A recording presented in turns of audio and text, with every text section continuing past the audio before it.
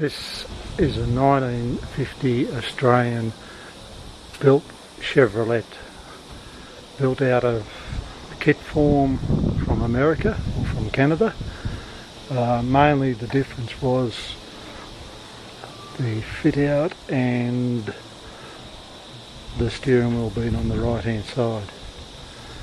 They originally come to Australia mainly in 216s with 216 3.5 litre motors, but as time went on most of them got fitted with the bigger 235 as the 216s wore out.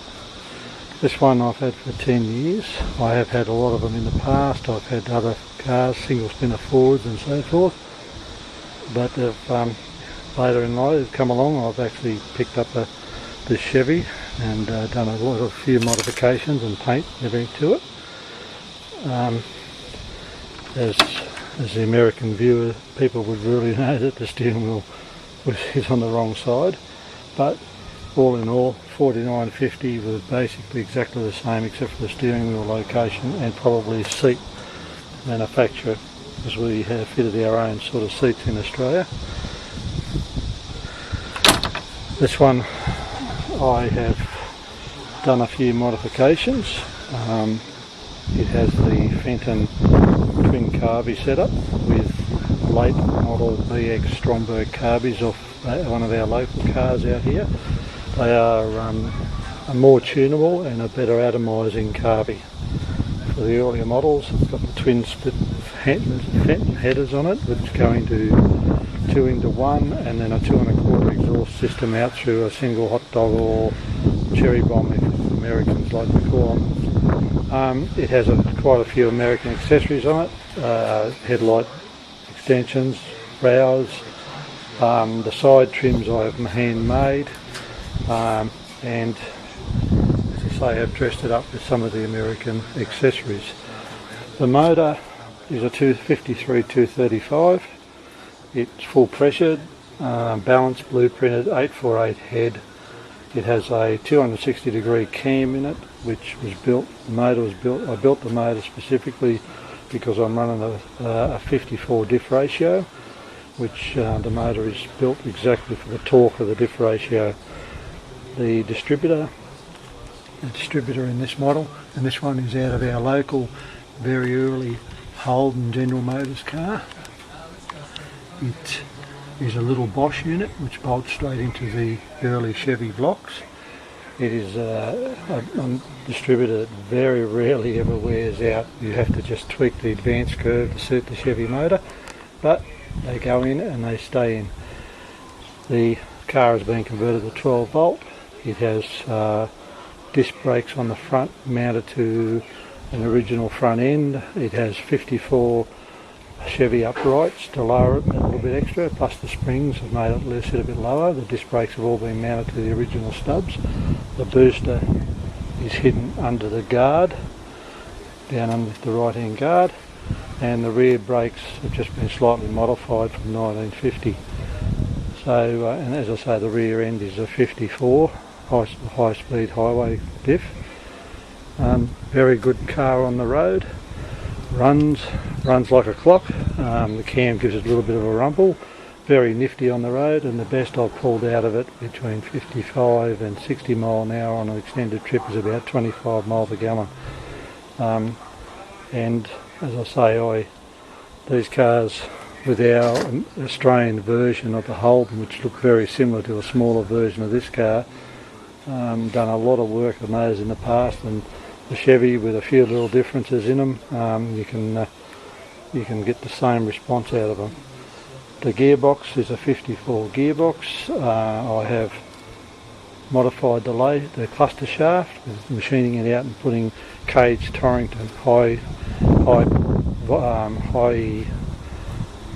speed roller bearings in it and a Muncie lay shaft. All the rest is pretty well 54 with the synchro modification so they don't crash in second.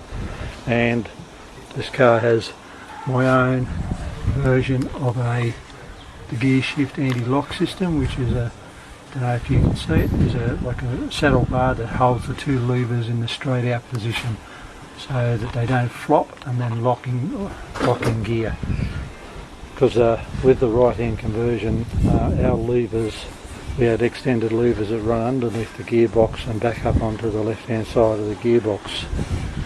But, a lot of people in the early era of these cars through the late 50s into the 60s in Australia mounted floor shifts in them to alleviate that problem of the jamming gears. But I don't suffer that problem. As I say, a little bit of knowledge and expertise on these cars and you can solve the problems that were inherently built into them. The steering box is a 54 because of the ratio, all needle rollers, and I have shortened the steering shaft to move the steering wheel away from the driver position to make it a bit more comfortable. So that is, hope you like it, that is a 1950 Chev, Australian built, with my personal little modifications. And right now, as I say, I'll fire the old girl up and we will see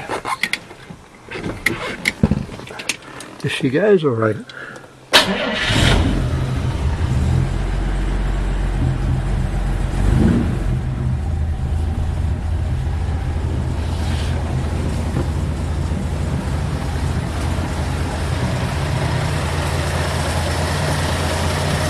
So ticking over, I'll say the cam is a 260 degree, as you probably noticed.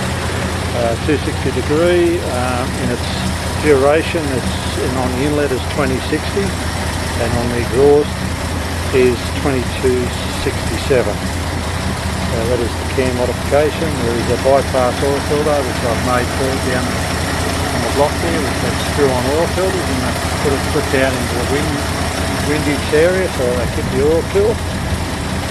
But yeah, as I say, that's her idling over. A single 2¼ inch exhaust system out through a hot dog or a round small muffler out the back, and that's what the old girl sounds like when she's ticking over. As you probably noticed, there is some American attachments like the dealership badge and the stars, but other than that, that's what she is. I hope you enjoy this video. It will be, yeah, I look on the YouTube and I see a lot of people putting it on their cars. I thought I'd do the same. Oh yeah, I forgot to mention this, as I'm always a very true believer of water heating the manifolds. This manifold I made the adaptation to water heat the manifold, but that water heat also supplies the interior heater for the car.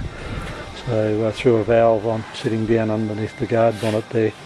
The water heats the manifold in summer, it does all that, and then I can turn it on and it also supplies through to the heater in winter. So yeah, that's it. I've left the voltage control boxes on there and just used them as terminal blocks. They just sort of add to the engine bay originality, and that's the way in the linkages. Linkages on the Carby is basically my idea of what they would have done in the 1950s before we had cables, where we used to have just linkages and so forth. So yeah, hope you enjoy this video, and thank you.